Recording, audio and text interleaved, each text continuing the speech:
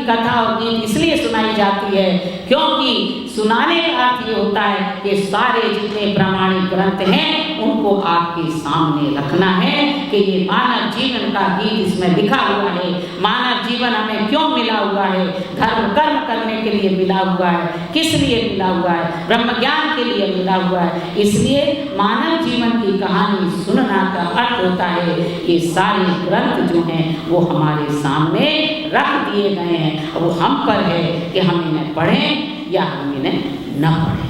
तो मानव जीवन जो है उसके बारे में गीत और कथा कोई आपको बैराग बनाने के लिए मैं ये बातें नहीं कह रही हूँ, लेकिन ये ठोस, ये गीत, ये वास्तविकता है कि जिसने अपने को स्वयं को नहीं जाना कि मैं आत्मा हूँ, इस सारे शरीर पर कहते हैं आदमी का जिस्म क्या है जिस पे शैदा है जहाँ, एक मिट्टी की इमारत एक मिट्टी का मकान, चंद श्वास इसमें भरे हैं और ये खून का धारा इसमें, चंद श्वासों पर खड़ा है ये ख़याली आसमां, मौत की पुरजोर आंधी इससे जब टकराएगी देख लेना ये इमारत टूट के गिर जाएगी। तो हमने इस शरीर को ही, ये जो बाह्य शरीर है इसी को हमने मैं समझ रखा है। जिस जैसे ही हम इससे हट जाएंगे और समझ लेंगे कि मैं आत्मा हूँ और आत्मज्ञानी ही ईश्वर को देख सकता है।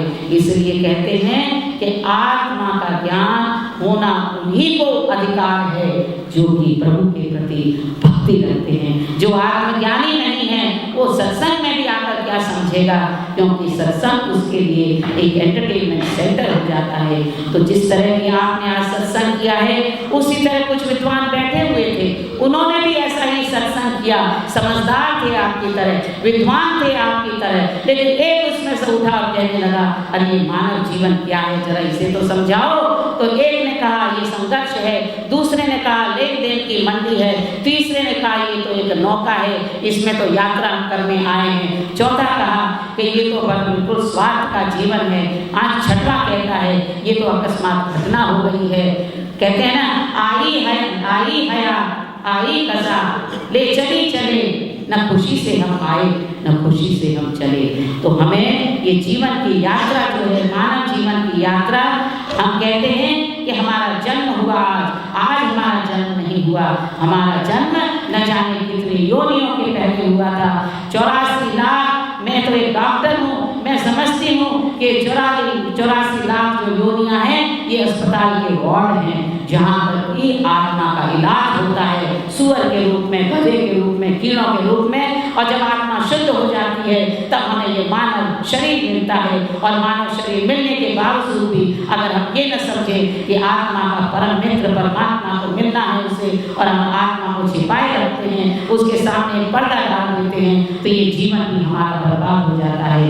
इस तरह से विद्वानों ने ये सब तो कह दिया कि संघर्ष है, लेन देन की मंडी है, अकस्मात घटना है, इत्यादि इत्यादि, लेकिन अंत में उन्होंने ये नहीं समझाया कि मानव जीवन क्या है। मानव जीवन जो है उसको समझने के लिए एक ही बात है जो हमें समझा सकता है, न राष्ट्रवाद समझा सकता है, न साम्यवाद, न समाजवाद, न गणतंत्रवाद। कितने लोग आए चले गए, राजा महाराजे सब, लेकिन जो हमारे ऋषि मुनि जो हमें वसीयत दे रहे हैं, ये वेदों की, उन वेद जो वसीयत जो है उसको हमें सुरक्षित रखना है, यानी वैदिक धर्म की रक्षा करना है। वैदिक धर्म की रक्षा करने के लिए करेंगे तो हमारी संस्कृति सुरक्षित होगी, और संस्कृति सुरक्षित होगी तो संस्कार सुरक्षित होंगे, संस्कार सुरक्षित होंगे तो फिर वही श्री कृष्ण, श्री राम, महावीर, बुद्ध, तुकाराम, स्वामी दयानंद, लेख राम, गुरु नानक जैसे महान आत्माएं पैदा होंगी और फिर वो आध्यात्मिक पताका को फहराएंगे।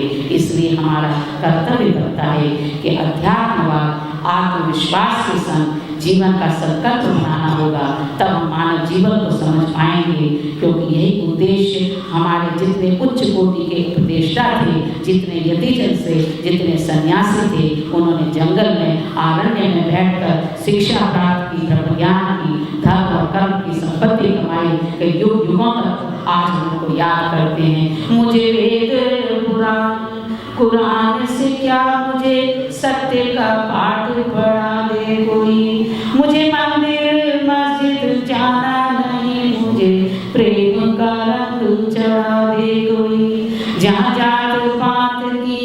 जात नहीं, जहाँ ऊंच नीच की बात नहीं, जहाँ पूजा नमाज में भेद नहीं, जहाँ प्रेमी सृष्टि जीवन की चलो लेके चले हम नैया वहाँ। तो हमारा जीवन का उद्देश्य, आप कोई भी ग्रंथ पढ़िए, जो संप्रदाय ईश्वर को भी नहीं मानते, बौद्ध लोग और जैन लोग ईश्वर को नहीं मानते हैं, उनका भी ग्रंथ कहता है 3 गुण। समाप्त करने के पहले कहना चाहूंगी कि 3 गुण तो आपको हर एक ग्रंथ में मिलेंगे, जो अगर मनुष्य अपना ले तो वास्तव में वो इंसान बन सकता है। वो है सत्य, और दूसरा है प्रेम, और तीसरा क्या है? ईश्वर के प्रति जो निष्ठा है, अपने अंदर भक्ति हमें प्राप्त करनी है। सत्य, प्रेम और करुणा हर ग्रंथ में है, लेकिन ईश्वर हमारे ग्रंथ में जो वैदिक धर्म है उसको हमें बचाना है, सुरक्षित रखना है। वो वसीयत हमारे पास हमारे ऋषिजन हमें दे गए हैं, हमें कहीं जाने की जरूरत नहीं है। इस शेर से खत्म करती हूँ।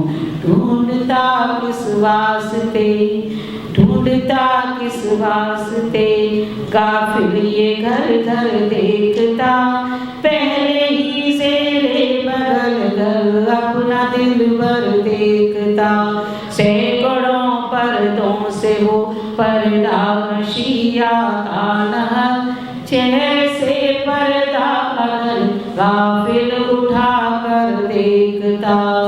तो हमें अपने अंदर प्रभु को देखना है, न काशी में, न मथुरा में, न जेरूसलम में, न मक्का में, असली में मन मंदिर में हमारे अंदर प्रभु का वास है। और इतना कहकर पता नहीं मैंने 10-15 मिनट ही लिए होंगे, क्योंकि मैं देखती हूँ कि बहुत समय हो गया है। और अगर ये जश्न की पार्टी होती तो लोग यहाँ घंटों घंटों बैठे रहते। दुख की बात है, जब कभी कोई आध्यात्मिक संगठन होता है उसमें लोग इतनी जल्दी मचाते हैं, चेहरों पर उदासी छाने लगती है। लेकिन मैं कहती हूँ सत्संग बहुत दुर्लभ होता है, मानव जीवन ही दुर्लभ है, और सत्संग के बिना मनुष्य आगे नहीं बढ़ सकता है। तो आप कोशिश करें कि किसी तरह जहाँ पर बड़े बड़े प्रवक्ता आपको मिले बोलने वाले, तो वहाँ पर आप सुनने जाइए। कम से कम धर्म और कर्म की संपत्ति नहीं कमाएंगे तो ये जीवन यही समाप्त हो जाएगा। भ्रमते भ्रमते देह हुआ है चुकना चूर, प्रीतम नगरी जीव रे अभी बड़ी है। तो अगर आप ये समझते हैं कि मृत्यु से यात्रा खत्म हो जाती है तो ये बिल्कुल गलत है।